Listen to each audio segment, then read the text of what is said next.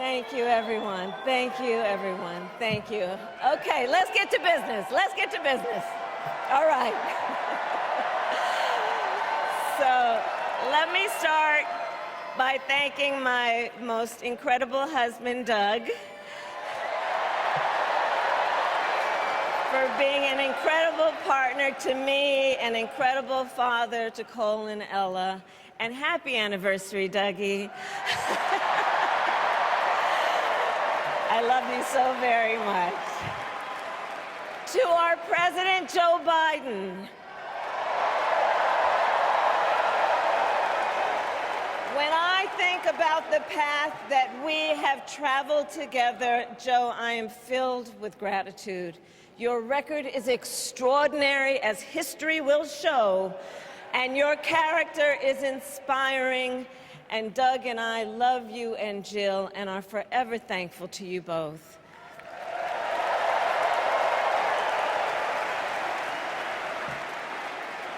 And to Coach Tim Walz,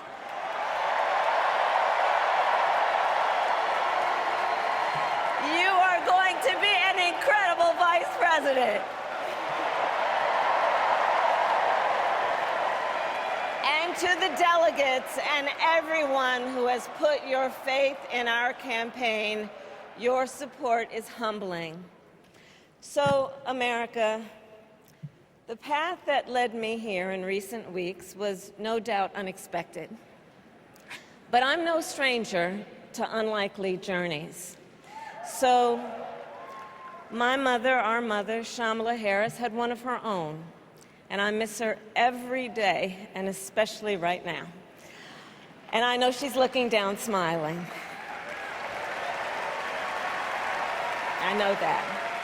So my mother was 19 when she crossed the world alone, traveling from India to California with an unshakable dream to be the scientist who would cure breast cancer. When she finished school, she was supposed to return home to a traditional arranged marriage. But as fate would have it, she met my father, Donald Harris, a student from Jamaica. They fell in love and got married, and that act of self-determination made my sister Maya and me. Growing up, we moved a lot. I will always remember that big Mayflower truck packed with all our belongings, ready to go to Illinois, to Wisconsin, and wherever our parents' jobs took us. My early memories of our parents together are very joyful ones. A home filled with laughter and music, Aretha, Coltrane, and Miles. At the park, my mother would say, "Stay close." But my father would say, as he smiled, "Run, Kamala, run. Don't be afraid. Don't let anything stop you."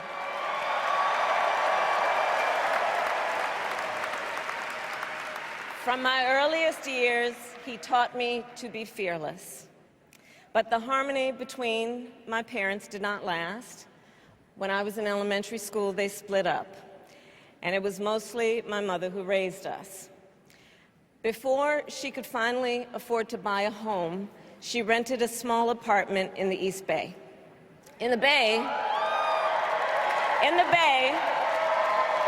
you either live in the hills or the flatlands. We lived in the flats. A beautiful working-class neighborhood of firefighters, nurses, and construction workers, all who tended their lawns with pride. My mother, she worked long hours, and like many working parents, she leaned on a trusted circle to help raise us. Mrs. Shelton, who ran the daycare below us and became a second mother. Uncle Sherman, Aunt Mary, Uncle Freddie, Auntie Chris. None of them family by blood, and all of them family by love.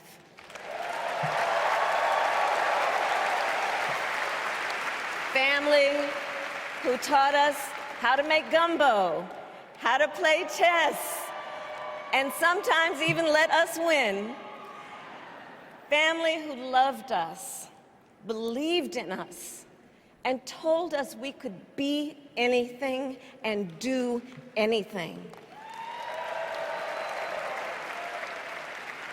They instilled in us the values they personified: community, faith, and the importance of treating others as you would want to be treated, with kindness, respect, and compassion. My mother was a brilliant, 5-foot-tall, brown woman with an accent. And as the eldest child, I saw how the world would sometimes treat her. But my mother never lost her cool. She was tough, courageous, a trailblazer in the fight for women's health, and she taught Maya and me a lesson that Michelle mentioned the other night. She taught us to never complain about injustice, but do something about it. Do something about it. That was my mother. And she taught us, and she also taught us, and never do anything half-assed. And that is a direct quote. A direct quote. I grew up immersed in the ideals of the civil rights movement. My parents had met at a civil rights gathering, and they made sure that we learned about civil rights leaders, including the lawyers like Thurgood Marshall and Constance Baker Motley, those who battled in the courtroom to make real the promise of America. So at a young age, I decided I wanted to do that work. I wanted to be a lawyer. And when it came time to choose the type of law I would pursue, I reflected on a pivotal moment in my life. You see, when I was in high school, I started to notice something about my best friend, Wanda. She was sad at school, and there were times she didn't want to go home. So one day I asked if everything was all right, and she confided in me that she was being sexually abused by her stepfather. And I immediately told her she had to come stay with us, and she did. This is one of the reasons I became a prosecutor, to protect people like Wanda, because I believe everyone has a right to safety, to dignity, and to justice.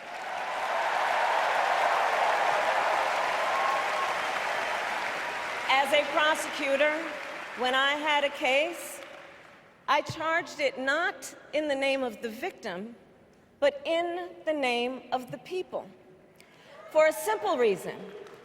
In our system of justice, a harm against any one of us is a harm against all of us.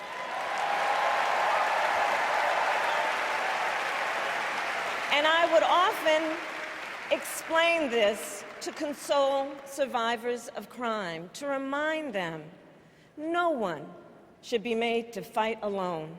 We are all in this together. And every day in the courtroom, I stood proudly before a judge and I said 5 words: Kamala Harris for the people.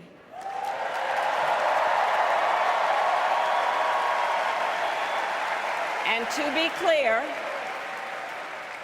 be clear, my entire career, I've only had one client, the people. And so, on behalf of the people, on behalf of every American, regardless of party, race, gender, or the language your grandmother speaks, on behalf of my mother and everyone who has ever set out on their own unlikely journey, on behalf of Americans like the people I grew up with, people who work hard, chase their dreams, and look out for one another, on behalf of everyone whose story could only be written in the greatest nation on earth, I accept your nomination to be President of the United States of America.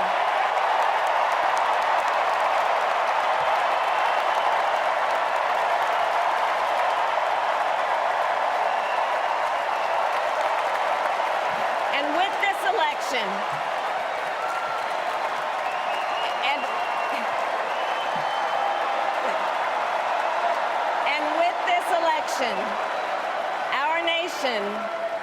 our nation with this election has a precious, fleeting opportunity to move past the bitterness, cynicism, and divisive battles of the past, a chance to chart a new way forward. Not as members of any one party or faction, but as Americans. And let me say, I know there are people of various political views watching tonight, and I want you to know, I promise to be a president for all Americans. You can always trust me to put country above party and self, to hold sacred America's fundamental principles, from the rule of law to free and fair elections to the peaceful transfer of power.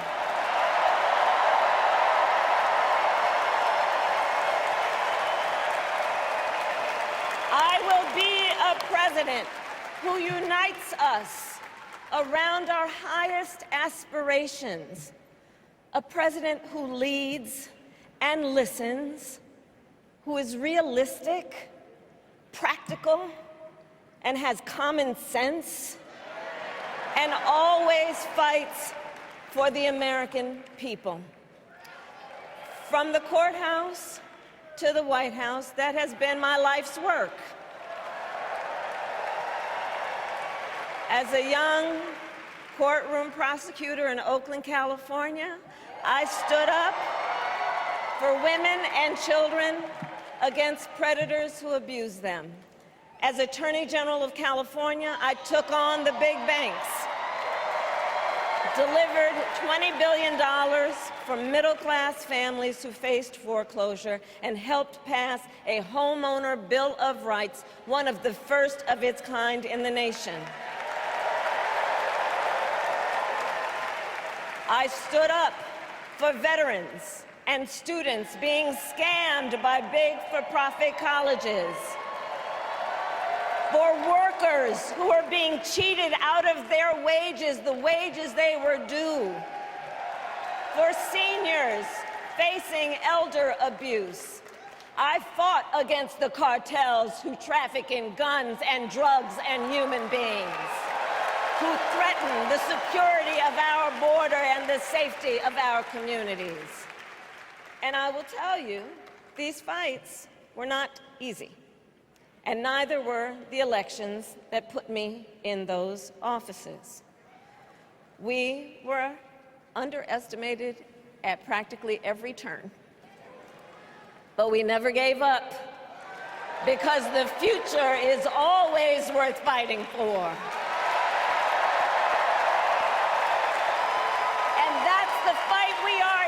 Right now, a fight for America's future.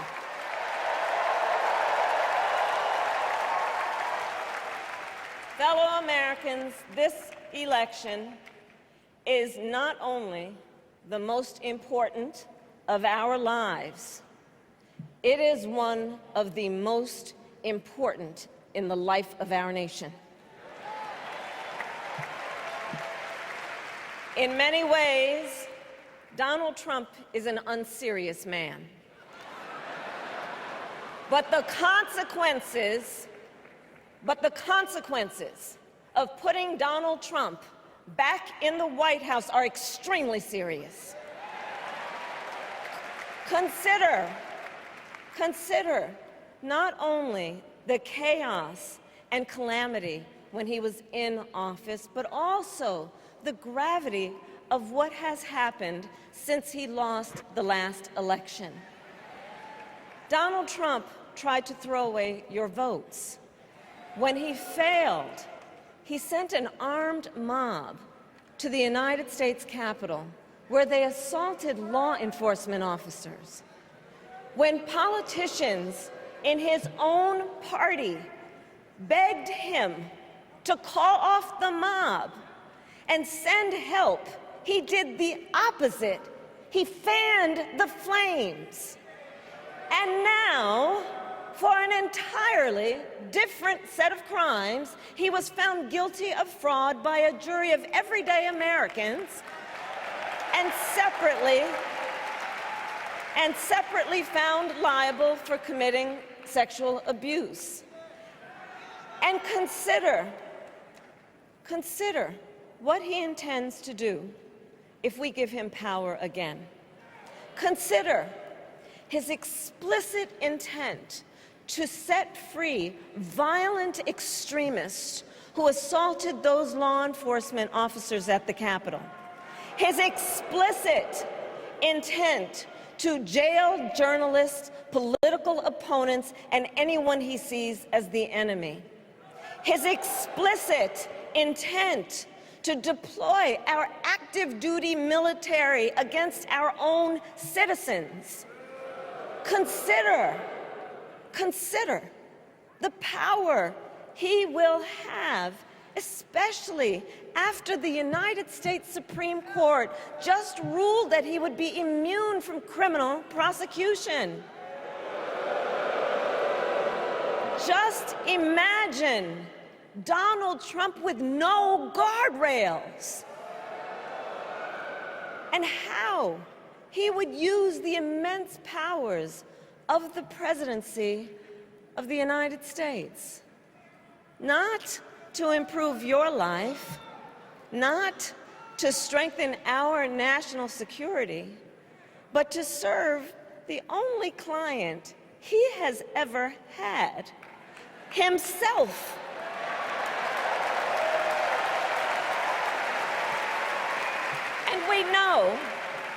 And we know what a second Trump term would look like. It's all laid out in Project 2025, written by his closest advisors, and its sum total is to pull our country back to the past. But America, we are not going back. We are not going back. We are not going back. We are not going back to when Donald Trump tried to cut Social Security and Medicare. We are not going back to when he tried to get rid of the Affordable Care Act, when insurance companies could deny people with pre-existing conditions. We are not going to let him eliminate the Department of Education that funds our public schools. We are not going to let him end programs like Head Start that provide preschool and child care for our children. America, we are not going back.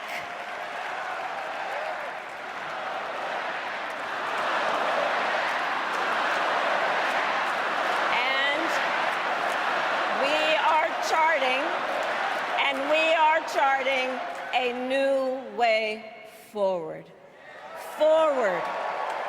To a future with a strong and growing middle class, because we know a strong middle class has always been critical to America's success. And building that middle class will be a defining goal of my presidency.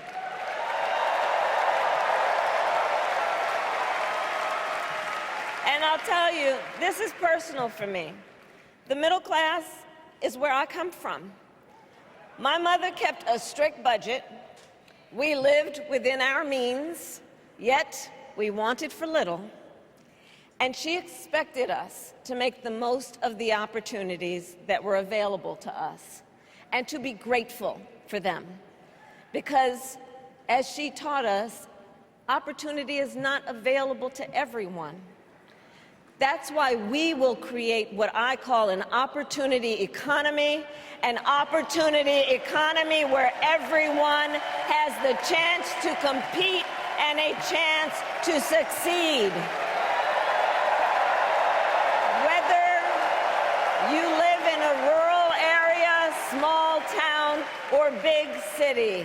And as president, I will bring together labor and workers and small business owners and entrepreneurs and American companies to create jobs, to grow our economy, and to lower the cost of everyday needs like health care and housing and groceries.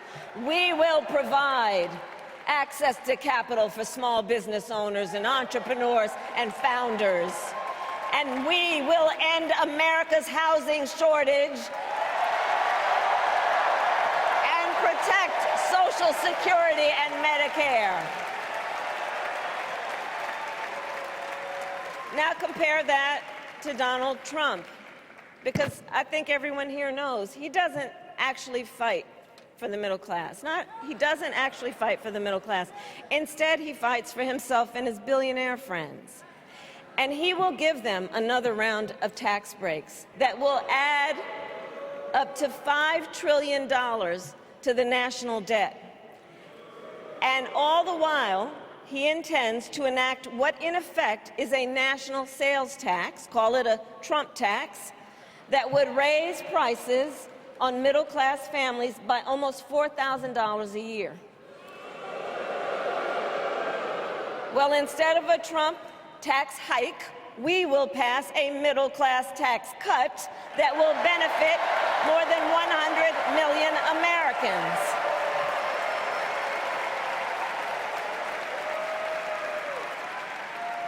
Friends, I believe America cannot truly be prosperous unless Americans are fully able to make their own decisions about their own lives, especially on matters of heart and home.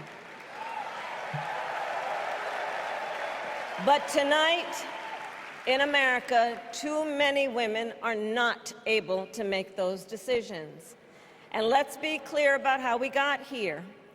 Donald Trump handpicked members of the United States Supreme Court to take away reproductive freedom. And now he brags about it. In his words, quote, "I did it and I'm proud to have done it," end quote. Well, I'll tell you, over the past 2 years, I've traveled across our country, and women have told me their stories. Husbands and fathers have shared theirs. Stories of women miscarrying in a parking lot, developing sepsis, losing the ability to ever again have children, all because doctors are afraid they may go to jail for caring for their patients. Couples just trying to grow their family, cut off in the middle of IVF treatments. Children who have survived sexual assault, potentially being forced to carry a pregnancy to term. This is what's happening in our country because of Donald Trump. And understand, he is not done. As a part of his agenda, he and his allies would limit access to birth control, ban medication abortion, and enact a nationwide abortion ban with or without Congress. And get this, he plans to create a national anti-abortion coordinator and force states to report on women's miscarriages and abortions. Simply put, they are out of their minds.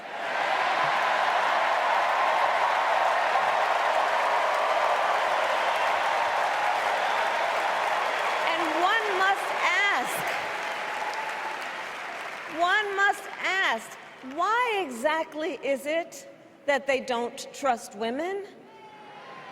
Well, we trust women. We trust women.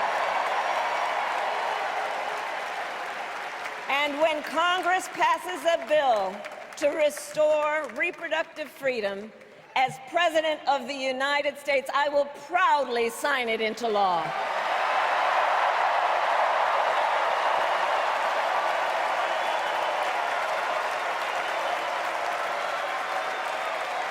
In this election, many other fundamental freedoms are at stake. The freedom to live safe from gun violence in our schools, communities, and places of worship. The freedom to love who you love openly and with pride. The freedom to breathe clean air and drink clean water and live free from the pollution that fuels the climate crisis. And the freedom that unlocks all the others, the freedom to vote. With this election, we finally have the opportunity to pass the John Lewis Voting Rights Act and the Freedom to Vote Act.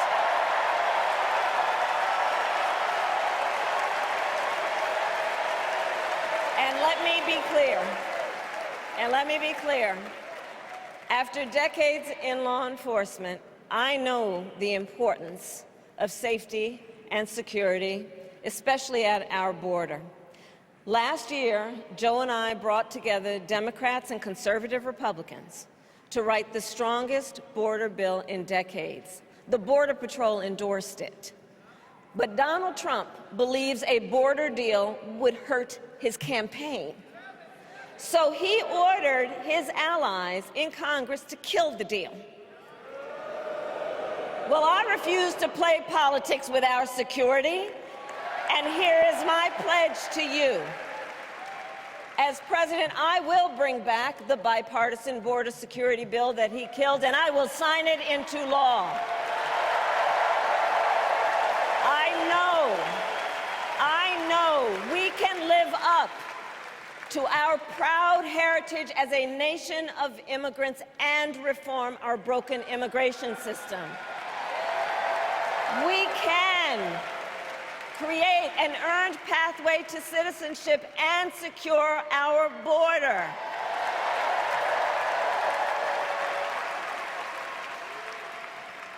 And America, we must also be steadfast in advancing our security and values abroad. As Vice President, I have confronted threats to our security, negotiated with foreign leaders, strengthened our alliances, and engaged with our brave troops overseas.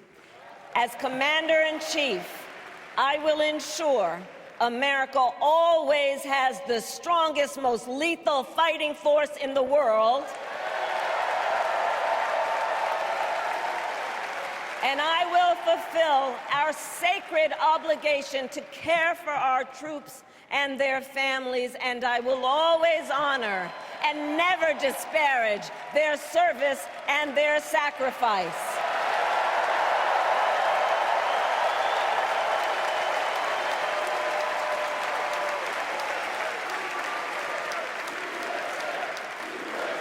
I will make sure that we lead the world into the future on space and artificial intelligence, that America, not China, wins the competition for the 21st century, and that we strengthen, not abdicate, our global leadership.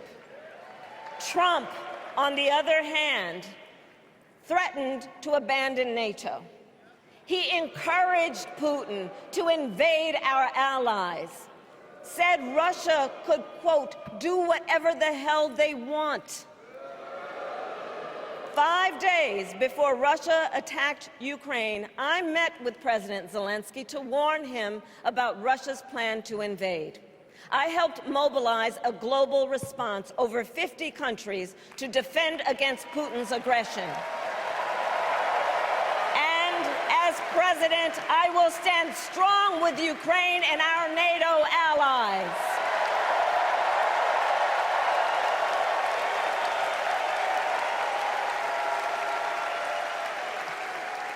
With respect to the war in Gaza, President Biden and I are working around the clock because now is the time to get a hostage deal and a ceasefire deal done.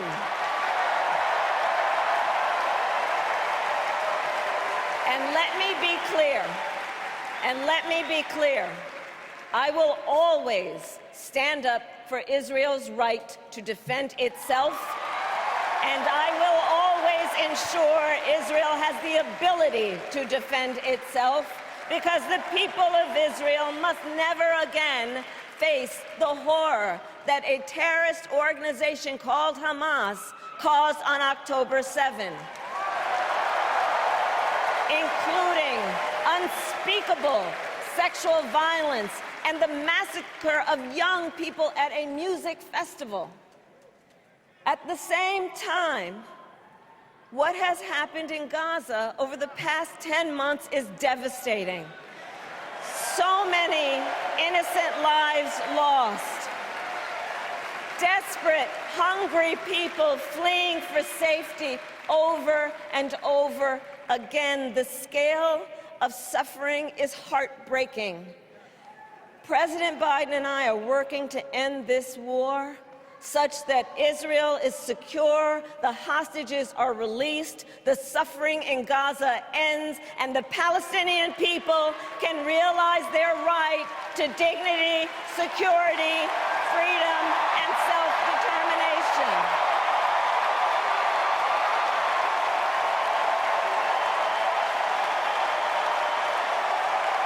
And know this, I will never hesitate to take whatever action is necessary to defend our forces and our interests against Iran and Iran-backed terrorists. I will not cozy up to tyrants and dictators like Kim Jong-un who are rooting for Trump,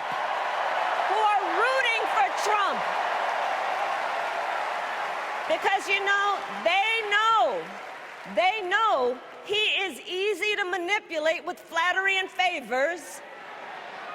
They know Trump won't hold autocrats accountable because he wants to be an autocrat himself. And as president, I will never waver in defense of America's security and ideals, because in the enduring struggle between democracy and tyranny, I know where I stand and I know where the United States belongs.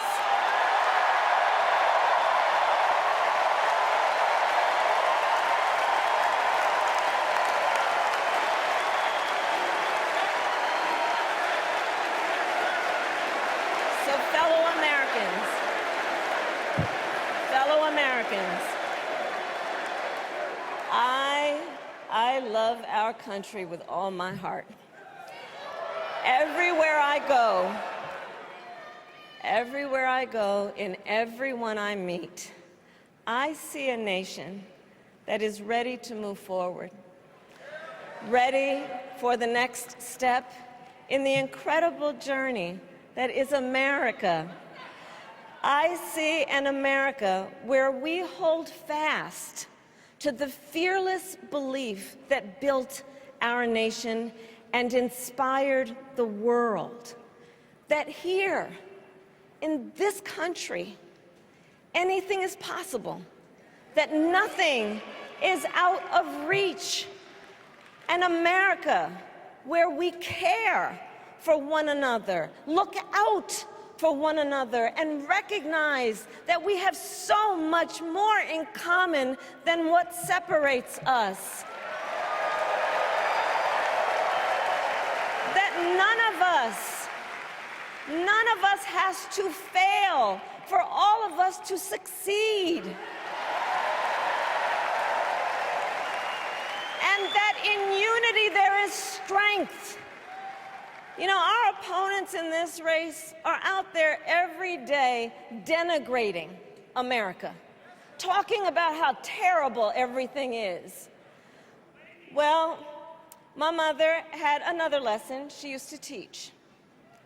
Never let anyone tell you who you are. You show them who you are. America, let us show each other and the world who we are and what we stand for. Freedom, opportunity, compassion, dignity, fairness, and endless possibilities.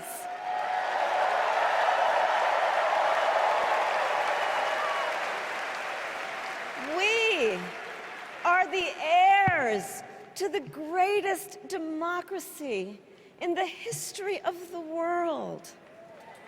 And on behalf of our children and our grandchildren and all those who sacrificed so dearly for our freedom and liberty, we must be worthy of this moment. It is now our turn to do what generations before us have done, guided by optimism and faith, to fight for this country we love, to fight for the ideals we cherish, and to uphold the awesome responsibility that comes with the greatest privilege on earth, the privilege and pride of being an American.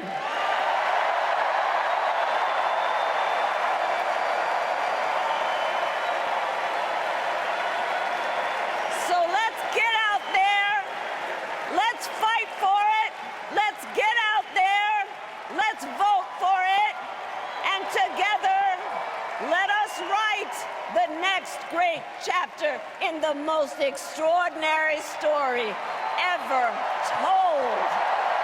Thank you.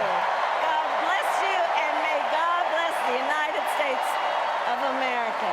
Thank you all.